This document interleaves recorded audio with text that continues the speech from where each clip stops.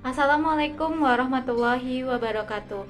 Kembali lagi bersama saya Widya Iswara Putri dengan NIM 190333139. Baiklah, pada kali ini saya akan mencoba menjelaskan yaitu tentang kepemimpinan atau leadership.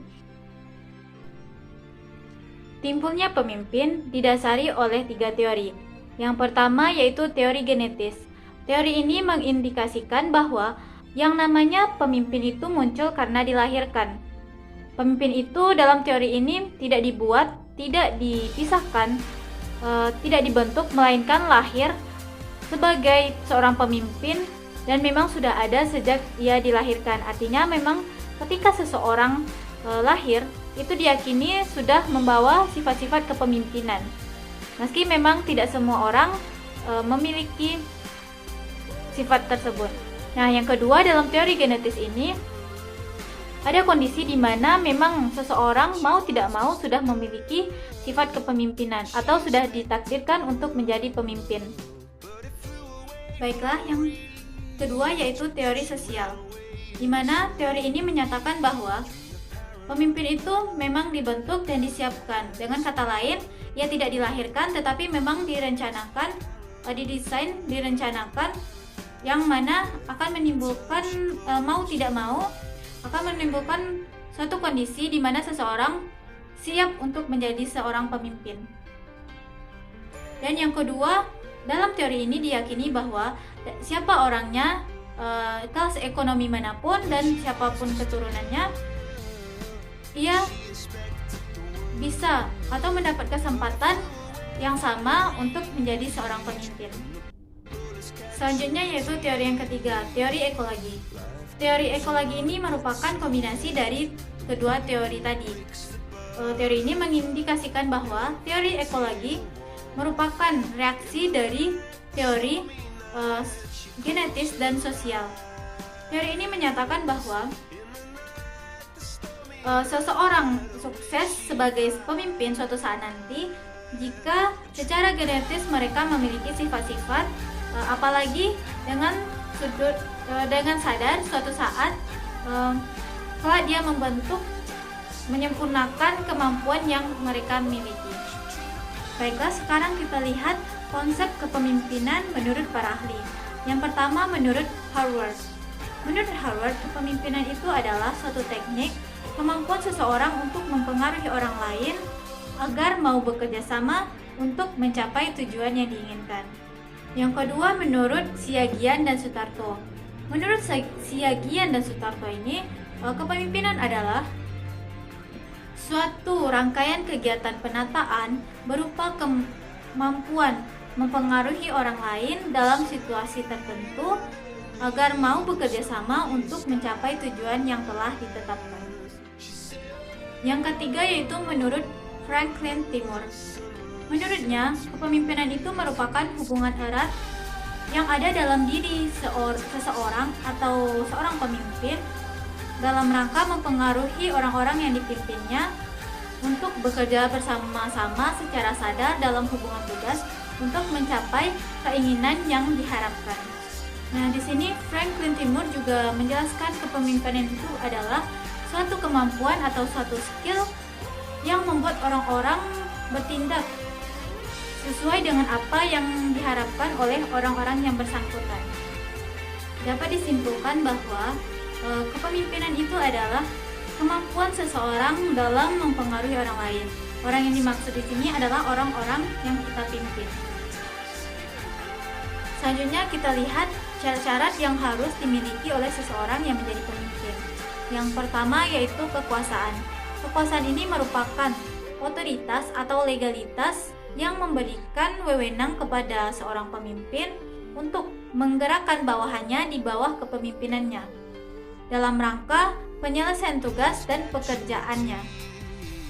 Yang kedua yaitu kewibawaan. Kewibawaan ini merupakan keunggulan, kelebihan, atau keutamaan seseorang sehingga ia mampu memimpin orang lain. Yang ketiga yaitu kemampuan. Kemampuan ini merupakan sumber daya kemampuan, kesanggupan, termasuk kecakapan secara teknis sosial dan skill lainnya yang melebihi dari orang lain atau orang di sekitarnya. Menurut James Alli, pemimpin itu harus memiliki kemampuan yang melebihi orang-orang di sekitarnya seperti kepastian, kecerdasan, kemampuan dalam berbicara, kemampuan dalam menilai orang lain, dan kemampuan menganalisis. Selanjutnya yaitu pemimpin itu harus memiliki prestasi. Yang selanjutnya tanggung jawab dan status. Status di sini seperti kedudukan, sosial ekonomi, dan lain-lainnya. Selanjutnya kita lihat yaitu ciri-ciri kepemimpinan yang baik. Menurut salah satu ahli, kepemimpinan yang baik itu adalah yang pertama, memiliki penglihatan sosial. Artinya di sini seorang pemimpin harus mampu melihat gejala-gejala yang timbul dalam masyarakat dalam konteks hubungan sosial. Yang kedua yaitu kecakapan berpikir. Seorang pemimpin harus memiliki kecerdasan, pintar, dan intelijensi tinggi karena pemikiran mereka nantinya akan diperlukan untuk mengambil keputusan atau kebijakan. Yang ketiga yaitu keseimbangan emosi. Seorang pemimpin itu harusnya adalah seseorang yang memiliki emosi stabil. Sekarang kita bahas yaitu jenis-jenis kepemimpinan. Jenis-jenis kepemimpinan ini ada dua. Yang pertama yaitu formal atau formal, yang kedua informal. Nah, yang formal adalah orang yang dalam suatu organisasi atau lembaga ditunjuk sebagai pemimpin berdasarkan keputusan dan pengangkatannya. Sifatnya resmi untuk memangku jabatan dengan struktur yang jelas, dengan segala hak dan kewajiban untuk mencapai tujuan organisasi.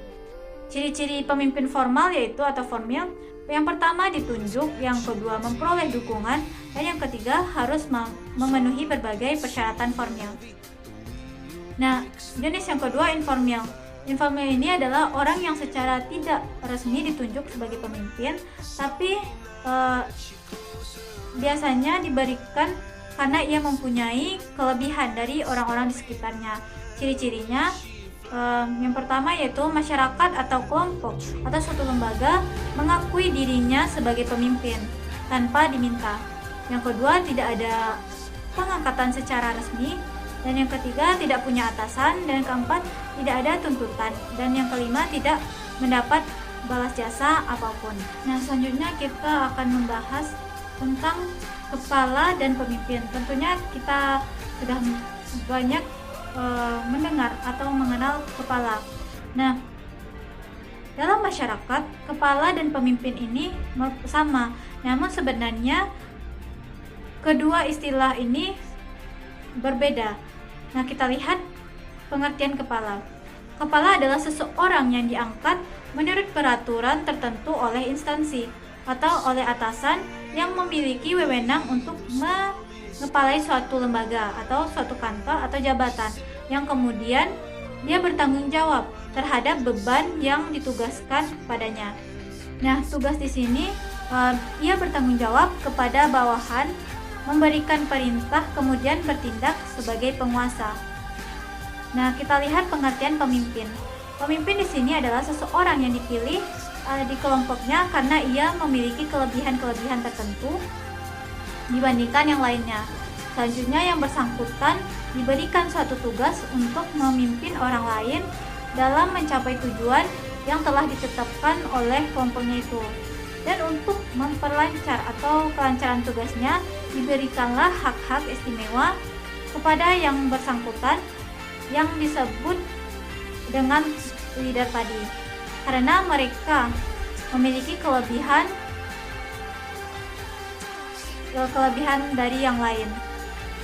Dan pemimpin dapat diterima oleh bawahan karena mereka yang memilih.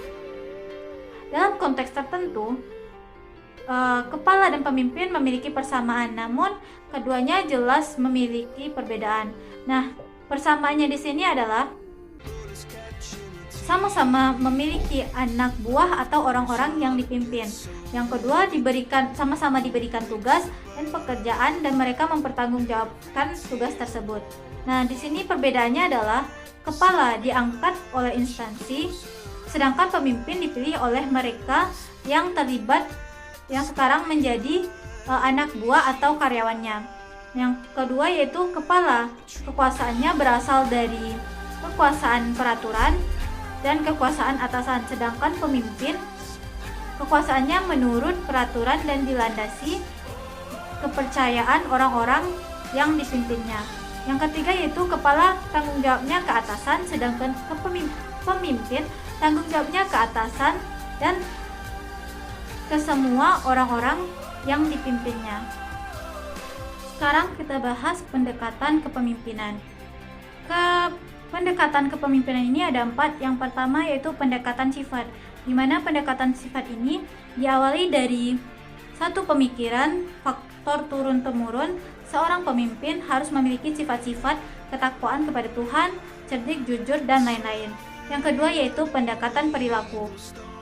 Maksudnya satu konteks keberhasilan dan kegagalan seseorang, kegagalan dan keberhasilan pemimpin yang dilakukan oleh gaya mereka dalam bersikap dan bertindak dalam mengambil segala kebijakan selama mereka memimpin. Yang ketiga yaitu pendekatan kontingensi. Dan yang keempat adalah pendekatan terpadu. Baiklah, sekian yang dapat saya sampaikan pada kesempatan kali ini. Mohon maaf apabila ada kesalahan dalam penyampaian. Terima kasih atas segala perhatian. Saya sudahi dengan Wassalamualaikum warahmatullahi wabarakatuh.